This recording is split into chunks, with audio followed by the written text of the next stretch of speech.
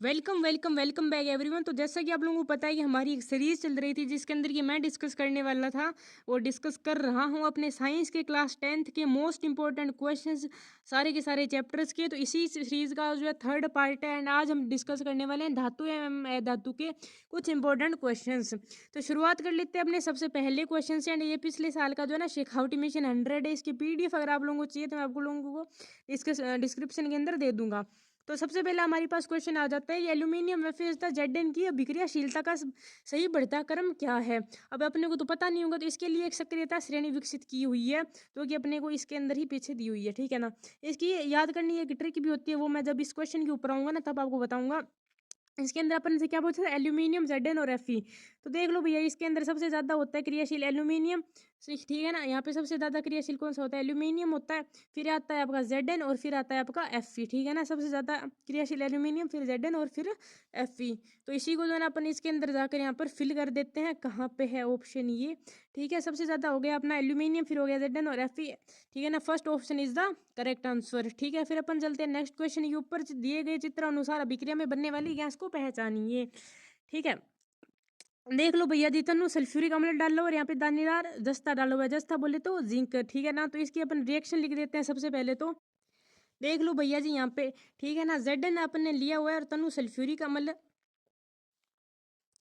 होता है अपना H2SO4, ठीक है ना। तो इसको अगर हम दोनों को अगर मिला देंगे तो आपका बनेगा ZnSO4 प्लस में H2, ठीक है ना। इसको मैं वापस में यहाँ पे जो है ना थोड़ा सा मैनेज ढंग से कर देता हूँ, ठीक है ना। इस क्योंकि मेरे को आपको इसकी जो है ना पीडीएफ भी डालनी है, ठीक है। ये वाली आपकी रिएक्शन हो जाएगी, इसको बैलेंस वगैरह कर लेना है। यहाँ पे आपकी H2 गैस जो है ना वो आपकी रिलीज होती है। एक तत्व जो है ना क्यों मुलायम और चाकू से आसानी से काटा जा सकता है और ठंडे जल के साथ अभिक्रिया करके जो है तेजी से अभिक्रिया कर लेता है। इस तत्व को पहचानिए। ये वाला तत्व जो है ना आपका पोटेशियम होने वाला है और ये जो पोटेशियम है वही ठंडे जल के साथ अभिक्रिया कर लेता है, ठीक है।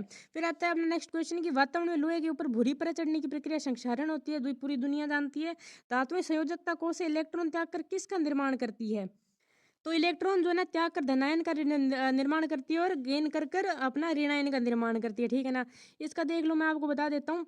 सॉरी गाइज, मेरी जो पिछले वाली जो रिकॉर्डिंग थी ना वो बाई चांस कट हो गई थी। तो नेक्स्ट क्वेश्चन के ऊपर चलते हैं। कार्बन का कौन सा प्रूफ विद्युत का सूचलक होता है। तो ग्रेफाइट अपना जो विद्युत का सूचलक होता है क्योंकि इसके अंदर एक आपका मुक्त इलेक्ट्रॉन होता है। किस धातु को चाकू से नहीं काटा जा सकता, तो अपनी जिंक धातु से उसको चाकू से नहीं काटा जा सकता। बाकी आपकी जो लिथियम होती है, पोटेशियम होती है और सोडियम होती है, इसको अपने चाकू से काटा जा सकता है।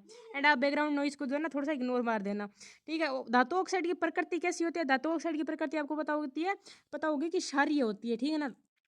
और आपकी जो धातु ऑक्साइड होती है उसकी प्रकृति अम्लीय होती है, ठीक है। फिर अपन चलते हैं नेक्स्ट क्वेश्चन के ऊपर कि किसी धातु एक्स को जो है वायु की उपस्थिति में गर्म किया जाता है तो यह ऑक्सीजन के साथ मिलकर काले रंग का धात्विक ऑक्साइड बना लेता है। धातु एक्स क्या है, कॉपर है। पिछली वीडियो के अंदर मैंने आपको चीख चीख के ये बात बताई थी। फिर अपन चलते हैं नेक्स्ट क्वेश्चन के ऊपर। तो पोटेशियम व सोडियम धातु के ठंडे जल से अभिक्रिया का प्रकार है, कौन सा प्रकार दिया हो यहाँ पे जरा देख लेते हैं। तो ये जो आपकी उसमें शेपीय अभिक्रिया होती है क्योंकि जब कोई चीज़ जलती है ना, क्योंकि आपको पता होगा कि रिएक्ट करके मतलब गंदे तरीके से ब्लास्ट होता है कुल मिला के। अगर आपने वीडियोस वगैरह यूट्यूब पे देखी होगी तो वहाँ पे उसमें शेपी प्रक्रम होती है। प्रक्रम में ये जो है ना होता है क्योंकि इसके अंदर बहुत गंदी तरीके से उसमें निकलती है। धातुअम्ल के साथ अभिक्रिया करके कौन सी गैस बनाती है, तो आपकी H2 जो है ये गैस बनाती है। सिन्नाबार किस धातु का अयस्क है, तो सिन्नाबार जो आपका मरकरी का अयस्क है। फिर निम्न में से मिश्र धातु यानी कि मिश्र धातु कौन कौन सी है, तो देख लो भैया ये सारी की सारी मिश्र धातु है। और ये जो है ना किस किस से बनती है, देख लो। पित्तल जो आपका तांबा प्लस में जिंक से बनती है, ठीक है ना। वेट एक सेकेंड जरा रुक जाइए आप लोग। आपका जो पित्तल है ना वो किससे बनता है, वो आपका जो पित्तल है वो आपका तांबा प्लस में जिंक से बन जाता है, ठीक है। और आपका जो ये हो गया सोल्डर, ये किससे बनता है, ये आपका शीशा और टिन से बन जाता है, ठीक है ना। फिर आपका जो सोल्डर धातु होती है वो आपकी शीशे और टिन की मदद से बनती है और तांबा जो होता है वो आपका कांसा जो होता है वो तांबा और टिन से बनता है। इसकी देखो ट्रिक भी है। पित्तल किस तरीके से बनता है, तो पिताजी, ठीक है ना। इस तरीके से आप याद कर सकते हो। एंड सोल्डर को मैंने अपनी फालतू सी ट्रिक से याद किया था, 100 सीटी, ठीक है ना। 100 सीटी, 100 सीटी मतलब 100 जो 100 सिटीज बेसिकली, ठीक है। और इसको आप याद कर सकते हो कांता टी कांता, इसके पीछे मतलब थोड़ा सा गहरा राज है, वो मैं आपको बताऊंगा नहीं, ठीक है ना। एंड अपन नेक्स्ट क्वेश्चन के ऊपर चल लेते हैं। खाद्य पदार्थों के डिब्बों पर जिंक की बजाय टिन का लेप क्यों होता है। तो इसका आपका आंसर हो जाएगा थर्ड ऑप्शन, क्योंकि टिन की अपेक्षा जिंक जो है अभी अधिक अभिक्रियाशील है। आपने अभी वो पढ़ी हुई ना अपनी सक्रियता श्रेणी, आई एम सॉरी, सक्रियता श्रेणी के अंदर ये जो है नहीं दिया हुआ है, क्योंकि खाद्य पदार्थों के डिब्बों पर जिंक की बजाय टिन का लेप क्यों होता है, क्योंकि जिंक जो है ना टिन की अपेक्षा जो है ना अधिक अभिक्रियाशील है, इसीलिए जो है ना यहाँ पे टिन का लेप होता है, क्या बोल रहा हूँ मैं, टिन का जो है ना लेप किया जाता है, क्योंकि अगर जिंक का अगर लेप कर दिया जाए तो वो जो है ना दूसरी चीज आपने जो भी इसके अंदर चीजें डालोगे उस डब्बे के अंदर, उससे जो है ना वो रिएक्ट कर लेगा एंड जहरीले पदार्थ भी बना सकता है। फिर अपन चलते हैं नेक्स्ट क्वेश्चन के ऊपर। तो शुद्ध धातु में धातु की शुद्ध रूप में धातु की सतह चमकदार होती है, इस गुणक धर्म को क्या कहते हैं, धात्विक चमक कहते हैं, ठीक है। सबसे अधिक तन्य धातु कौन सी होती है, सोना होती है, ठीक है ना। इससे 2 किलोमीटर लंबा वायर बनाया जा सकता है, ठीक है ना, इसको खींच खींच के 1 ग्राम सोने से, जितना मेरे को पता है। फिर पीवीसी का पूरा नाम क्या है, तो पॉलीवाइनिल क्लोराइड, ठीक है। ऐसी धातु है जो कमरे की तापद्रव अवस्था में होती है, इसका आंसर है ब्रोमीन, ठीक है। एंड पृथ्वी से खनिज है, इसको में मिट्टी रेत आदि ऐसी होती है, उसको क्या कहते हैं, गैंग कहते हैं, या फिर इसको मैट्रिक्स भी कभी कभार बोल दिया जाता है, ठीक है ना। मैट्रिक्स भी कभी कभार बोल दिया जाता है, एंड या फिर इसको धात्री भी कभी कभी बार बोल देते हैं, ठीक है ना। तो इनमें से कोई भी आ सकता है। ऐसी है धातु है जो चमकीली होती है, आयोडीन होती है, ठीक है ना। अपवाद है, बेसिकली इस चैप्टर के अंदर से कुछ अपवाद भी पूछे जाते हैं। लंबे समय तक आर्द्र वायु में रहने पर लोहे पर भूरे रंग की चमक आ जाती है, परत चढ़ जाती है, चमक आ जाती है, इस पदार्थ को कहते हैं जंग कहते हैं, ठीक है। फिर अपन चलते हैं नेक्स्ट क्वेश्चन के ऊपर। तो लोहे को कठोर प्रबल बनाने तो इसमें मिला दिया जाता है क्या, कार्बन मिला दिया जाता है। दो या दो से अधिक धातुओं के समांगी मिश्रण को मिश्र धातु या फिर मिश्रातु कहते हैं। लोहे में क्रोमियम या फिर निकल मिलाकर इसे स्टेनलेस इस्पात का निर्माण होता है, ये भी एक प्रकार की क्या है, मिश्र धातु है, ठीक है। फिर अपन चलते हैं अपने नेक्स्ट क्वेश्चन के ऊपर। HNO3 नाइट्रिक अम्ल की प्रकृति कैसी होती है, प्रबल ऑक्सीकारक होती है, ठीक है ना। यानी कि मतलब बहुत ज्यादा ऑक्सीकारक होता है, वैसे इसकी प्रकृति अम्लीय ही होती है देखा जाए तो, आप दोनों में से कोई भी लिख सकते हो। अधातु ऑक्साइड अम्लीय होते हैं। ऐसी अधातु जो विभिन्न रूपों में विद्यमान होती है, तो कार्बन होती है, क्योंकि कार्बन के मतलब बहुत सारे रूप होते हैं, कार्बन के यौगिक भी बहुत सारे होते हैं। पित्तल जो है तांबा और जस्ता, यानी कि जस्ता को आप जिंक भी बोल सकते हो, जिंक से मिली जो है ना एक मिश्र धातु है। फिर अब पारद यानी कि मरकर से बनी मिश्र धातु को क्या कहते हैं, अम्लगम, यानी कि जिसके अंदर पारा हो और एक कोई दूसरी धातु उसको आप अम्लगम बोलोगे। अति लघुत्रात्मक प्रश्न की थोड़ी सी चर्चा कर लेते हैं। हथेली पर रखने पर पिघलने वाली धातु का नाम दीजिए, जो गैलियम और सीजियम दो धातुएं होती है जो पिघल जाती हैं। तन्यता को परिभाषित कीजिए, धातु के पतले तार को खींचने की क्षमता को जो है तन्यता कहा जाता है। सोना सबसे अधिक तन्य धातु है। फिर अपन चलते हैं अपने नेक्स्ट क्वेश्चन के ऊपर, जो कि भर्जन और निस्तापन को परिभाषित कीजिए। तो बेसिकली भर्जन और निस्तापन को जो है आपको परिभाषित करता है। भर्जन क्या होता है कि अयस्क को वायु की उपस्थिति में अधिक ताप पर गर्म करके ऑक्साइड में परिवर्तन करना। भर्जन जो है ना सल्फाइड अयस्कों का होता है, ठीक है। और निस्तापन क्या होता है कि सीमित वायु के अंदर गर्म करके ऑक्साइड में बदला जाता है, और ये जो है ना कार्बोनेट अयस्कों का होता है। ये आपको बस अंतर ध्यान रख लेना है। धातु में धातु में क्या अंतर है, बहुत आसान से अंतर है, ये देख लेना, मैं बताऊंगा क्या भाई इसको, ये आपको पहली क्लास से बताते हुए आ रहे होंगे पहली क्लास से नहीं, मतलब छठी सातवें से। यौगिक एक्स और एल्यूमिनियम का उपयोग रेल की पटरियों को जोड़ने के लिए किया जाता है, तो ये यौगिक कौन सा है, ठीक है ना। यौगिक का नाम, अभिक्रिया का नाम लिखिए और इसकी अभिक्रिया लिखिए, ठीक है ना। तो अभिक्रिया को बोले क्या जाता है, थर्मिट अभिक्रिया बोला जाता है, इंग्लिश में बोले तो थर्मिट रिएक्शन, ठीक है ना। एंड यौगिक का नाम है Fe2O3, ठीक है ना। Fe2O3 जब Al के साथ रिएक्ट करता है ना, तो Fe और Al2O3 बन जाए, और प्लस में ऊष्मा निकलती है, ठीक है। Fe2O3 प्लस में 2Al गिव्स 2Fe प्लस में Al2O3। नेक्स्ट क्वेश्चन आप लोगों की नजरों के सामने अधातु ऑक्साइड की प्रकृति कैसी होती है, 2017 में आया हुआ क्वेश्चन है। अम्लीय प्रकृति होती है। कमरे के ताप पर धातु द्रव अवस्था में पाई जाती है, तो मरकरी धातु जो द्रव अवस्था में पाई जाती है, आने लायक सवाल आ सकता है। सोडियम सिलिकॉन तथा क्लोरीन में से कौन सी उपधातु है, तो सिलिकॉन उपधातु है। सिलिकॉन जर्मेनियम, ये दो तीन जो है ना उपधातुएं होती है। तो इसकर 5 होती है जितना मेरे को पता है।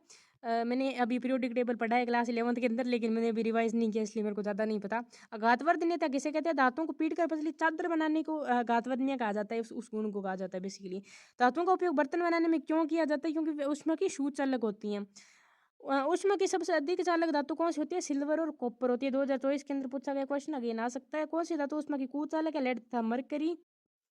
स्कूल की घंटी धातु की क्यों बननी होती है, क्योंकि ये जो है ना सोनोरस होती है, यानी कि ध्वनिक होती है धातुएं, जब इन पे कोई चीज हम पर टकराते हैं ना, तब ये ध्वनि उत्पन्न करती है, इसीलिए। सबसे कठोर प्राकृतिक पदार्थ कौन सा होता है, हीरा होता है, ठीक है ना, क्योंकि इसका गलना गुरुत्वाकर्षण बहुत ज्यादा गंदे तरीके से अधिक होता है। आयनिक यौगिक क्या होते हैं, धातु में से इलेक्ट्रॉन के स्थानांतरण से बनने यौगिकों को आयनिक यौगिक का विद्युत संयोजक यौगिक कहा जाता है। एल्यूमिनियम की किसी गैस का नाम बताइए, तो बॉक्साइड आप देख सकते हो, इसका सूत्र देख लेना एक बार के लिए, हो सकता है शायद पूछ भी लिया जाए। उन धातुओं के नाम बताइए जिनसे सिक्के बनाए बनाए जा सकते हैं कॉपर, चांदी और सोना, ठीक है ना, पूरी दुनिया जानती है। खनिज किसे कहते हैं? पृथ्वी की भूपर पट्टी में प्राकृतिक रूप से पाए जाने वाले तत्वों को या यौगिकों को खनिज कहते हैं। अयस्क क्या कहते हैं? कुछ स्थानों पर खनिजों में कुछ विशेष धातु काफी मात्रा में पाई जाती है जिसे निकालना लाभकारी होता है, इन अयस्कों को खनिज कहा जाता है। नेक्स्ट क्वेश्चन, लो धातु पर भाप की क्रिया का नामांकित चित्र बनाइए। ये बेसिकली चित्र दिया हुआ है, देख लेना आप इसको। एंड ये आप किसकी यहाँ पे नीचे रिएक्शन भी दी हुई है। उभयधर्मी ऑक्साइड किसे कहते हैं? ऐसे धातु ऑक्साइड जो अम्ल या क्षार दोनों से विक्रिया करके लवण तथा जल प्रदान करते हैं उभयधर्मी ऑक्साइड कहलाते हैं। ये शायद क्वेश्चन जितना मेरे को पता है उसमें आया हुआ है मॉडल पेपर के अंदर। एल्यूमिनियम ऑक्साइड Al2O3 ZnO इसका बेस्ट एग्जांपल है, ठीक है ना, यहाँ पे लिख सकते हो आप। पोटेशियम व सोडियम को केरोसिन में डुबो कर क्यों रखा जाता है? क्योंकि अत्यधिक क्रियाशील धातुएं होती है, वायु के अंदर रखने पर या फिर पानी वगैरह से मिलने पर जो है ना आग पकड़ लेती है और गंदी तरीके से आग पकड़ लेती है, उसमें सिपी प्रक्रम हो जाता है। एनोडीकरण को समझाइए। एल्यूमिनियम पर मोटे ऑक्साइड की परत बनने की प्रक्रिया को एनोडीकरण कहते हैं। वायु के संपर्क में आने पर एल्यूमिनियम पर ऑक्साइड की एक पतली परत का निर्माण होता है। एल्यूमिनियम ऑक्साइड की यह परत इसे संक्षारण से बचाती है। इस परत को मोटा करके इसे अधिक संक्षारण बताया जा सकता है। एल्यूमिनियम एनोडीकरण के लिए एल्यूमिनियम की एक साफ वस्तु का एनोड बनाकर धातु तनु सल्फ्यूरिक अम्ल H2SO4 के साथ इसका विद्युत अपघटन किया जाता है। नोड पर उत्सर्जित ऑक्सीजन गैस एल्यूमिनियम के साथ विक्रिया करके एक ऑक्साइड की एक मोटी परत बना लेती है। इस ऑक्साइड की परत को रगड़ कर एल्यूमिनियम की आकृति से वस्तुएं बनाई जा सकती है। बेसिकली मैं ये मान के चल रहा हूँ कि आप लोगों को कि टीचर ने जो ना आप लोगों को ये चैप्टर जो है पूरा पूरा पढ़ा दिया होगा ना, आप रिविजन करने के लिए या फिर इंपॉर्टेंट क्वेश्चन के लिए यहाँ पे आए हुए होंगे। कैल्शियम तथा मैग्नीशियम के जल से बिक्री कराने पर तैरना क्यों प्रारंभ कर देता है? तो देखो भैया, इसका सीधा सीधा मतलब ये है कि जब कैल्शियम या फिर मैग्नीशियम वाटर के साथ रिएक्ट करती है ना, तब यहाँ पे हाइड्रोजन गैस निकलती है और थोड़ी सी उसमें ऊर्जा भी साथ में निकलती है, क्योंकि एक्सोथर्मिक रिएक्शन होती है, ठीक है ना, यानी कि क्या बोलते हैं इसको, ऊष्माक्षेपी रिएक्शन होती है, ऊष्माक्षेपी अभिक्रिया होती है। तो ये जो उसमें ऊर्जा निकलती है ना, ये हाइड्रोजन गैस को जलाने के लिए इनफ नहीं होती, इसलिए जो हाइड्रोजन के बुलबुले होते हैं ना, वो कैल्शियम धातु की सतह पर या फिर मैग्नीशियम की सतह पर चिपक जाते हैं और इसीलिए ये जो ना तैरना प्रारंभ कर देती है, ठीक है। वेरी इजी क्वेश्चन यार। एक्वारेजिया क्या है? रॉयल जेली इसको बोला जाता है एक्वारेजिया को, ठीक है ना। 3:1 के अनुपात के अंदर हाइड्रोक्लोरिक अम्ल और HNO3 का ये जो ना मिश्रण होता है, ठीक है ना, एक प्रबल संक्षारक होता है। गोल्ड जैसे और प्लेटिनम जैसी चीजों को ये जो है ना पिघला देता है, जिनको आज तक दुनिया के अंदर कोई नहीं पिघला पाया। सक्रियता श्रेणी को समझाइए। बेसिकली मैं आपको इसकी ट्रिक बता देता हूँ। यहाँ ऊपर से नीचे तक जो है ना घटती है शीलता जो दिखाई गई है। इसकी जो है ना ट्रिक बेसिकली होती है, कटरीना ने कार मांगी, एल्टोजन फरारी, फिर भी है क्यों मिली सिल्वर ऑडी गाड़ी, ठीक है। बेसिकली ये एक ट्रिक है। सोडियम क्लोराइड का बनना समझाइए। तो सोडियम क्लोराइड के देख लो यहाँ पे, हमारे जो सोडियम भाई साहब है ना, उनका देख लो इलेक्ट्रॉन विन्यास क्या होता है, 2, 8 और 1, यानी कि इसका जो बाह्य कक्ष होता है ना, उसके अंदर आपका एक इलेक्ट्रॉन होता है, ठीक है ना। तो ये इस एक इलेक्ट्रॉन को निकाल कर जो है ना धनायन बना देता है। वहीं पर क्लोरीन भाई साहब जो है ना, उनका इलेक्ट्रॉन विन्यास होता है 2, 8 और 7, यानी कि इनको एक इलेक्ट्रॉन की ज़रूरत होती है, जबकि इनको स्टेबल होने के लिए बेसिकली ये जो ना स्टेबल होना चाहता है। तो इसको स्टेबल होने के लिए एक तो देख लो एक इलेक्ट्रॉन निकालने की इसको ज़रूरत होती है, जबकि इसको जो है ना एक इलेक्ट्रॉन चाहिए होता है, तो इसीलिए ये जो ना इसको ये अपना एक इलेक्ट्रॉन दे देता है, ठीक है ना। और जब ये एक इलेक्ट्रॉन जहाँ पे जाता है, तो जो इलेक्ट्रॉन निकालता है उस पर आता है पॉजिटिव चार्ज और जो इलेक्ट्रॉन लेता है उस पर आता है नेगेटिव चार्ज, ठीक है ना। I hope that is clear to everyone, ठीक है ना। बहुत आसान होता है। आयनिक यौगिकों को गलना कितना उच्च क्यों होता है? क्योंकि इनके अंदर जो है ना आयनिक आकर्षण बल पाया जाता है, ठीक है ना, अंतर आणविक आकर्षण बल पाया जाता है, इसीलिए इनका जो है ना गलनांक उच्च होता है। विद्युत अपघटनी परिष्करण आप इसको देख लेना थोड़ा सा, ठीक है। क्वेश्चन बाकी इंपॉर्टेंट क्वेश्चन है, ठीक है ना, विद्युत अपघटनी परिष्करण, क्योंकि काफ़ी सालों से ये जो है ना पूछा नहीं गया है, लेकिन मैं मान के चल रहा हूँ क्योंकि आप इसको मतलब पढ़ लेना एक बार। फिर अपन चल लेते हैं नेक्स्ट क्वेश्चन के ऊपर। तो लोहे को जंग से बचाने के लिए किन किन विधियों का उपयोग किया जाता है? तो पेंट लगाकर, तेल लगाकर, ग्रीस लगाकर, क्रोमियम लेपन, यशद लेपन, एनोडीकरण, मिश्र धातु बनाकर लोहे को जो है जंग से बचाया जा सकता है। और ये मैं वीडियो बना चुका हूँ यार, ये मैं क्या बता रहा हूँ आप लोगों को। इन अभिक्रियाओं के लिए समीकरण लिखिए। तो भाप के साथ आयरन की अभिक्रिया, भाप बेसिकली H2 ही होता है, तो इसके साथ आयरन की अभिक्रिया करोगे तो Fe3O4 बनेगा, आयरन ऑक्साइड इसको बोलते हैं, और H2 गैस निकलेगी, ठीक है। जल के साथ कैल्शियम तथा पोटेशियम, तो कैल्शियम और पोटेशियम की जब जल के साथ अभिक्रिया होगी तो कैल्शियम तो बनाएगा आपका CuOH, ठीक है, और पोटेशियम आपका बनाएगा KOS, ठीक है ना। ये जो है ना एक प्रबल क्षार होता है, KOS जो है ना एक प्रबल जो है ना ये क्षार होता है ठीक है। KOS जो आपका प्रबल क्षार होता है, और एक आपका NaOH जो है ना वो आपका प्रबल क्षार होता है, ठीक है ना। ये वाला शायद क्वेश्चन इसके अंदर आया हुआ नहीं है, जितना मेरे को नहीं, पिछले चैप्टर के अंदर या तो आ गया था, ठीक है ना। सोने के आभूषण में सोने को जो है ना शुद्ध सोने का प्रयोग क्यों नहीं किया जाता? क्योंकि उसके अंदर जो है ना 22 कैरेट सोने का लगभग प्रयोग किया जाता है, 24 कैरेट का प्रयोग नहीं किया जाता, क्योंकि 24 कैरेट सोना जो है ना काफ़ी नर्म होता है, ठीक है ना। इसको कठोर बनाने के लिए चांदी या जो है ना तांबा मिला देते हैं और ये 22 कैरेट का उसको कर देते हैं खुला, ठीक है ना। फिर आपका नेक्स्ट क्वेश्चन आ जाता है, खुली वायु में कुछ देर रखने पर सिल्वर या चांदी काली क्यों हो जाती है? आपको पता है संक्षारण के कारण। आर्द्र वायु दवाइयों में कॉपर पर जो है ना भूरे रंग की परत क्यों चढ़ जाती है, वो भी संक्षारण के कारण ही होती है, क्योंकि उस पर जो है ना कॉपर कार्बोनेट की परत बन जाती है। ठीक है, और मैं आपको ये चीज़ बता चुका हूँ ढंग से एकदम। अयस्क से धातु निष्कर्षण में प्रयोग को ये देख लेना यार, ये टॉपिक जो भी है। ठीक है ना, फिर आपका नेक्स्ट क्वेश्चन आ जाता है, धातुएं विद्युत की सुचालक होती हैं। इसको आपको दिखाना है तो यहाँ पे देखो, एक बैटरी ली हुई, यहाँ पे बल्ब लिया हुआ है, और यहाँ पे क्लिप वगैरह ये देख लेना यार क्या मैं बताऊंगा। मिश्र धातु देख लो, 3 4 यहाँ पे दी हुई है, इसकी मैं आपको ट्रिक बता ही चुका हूँ। तो आई होप आपको आज की वीडियो पसंद आई होगी। वीडियो अगर पसंद आई तो वीडियो को लाइक कर देना, चैनल पर सब्सक्राइब करना। मिलते हैं जल्दी नेक्स्ट वीडियो में, तब तक के लिए bye bye, thank you so much.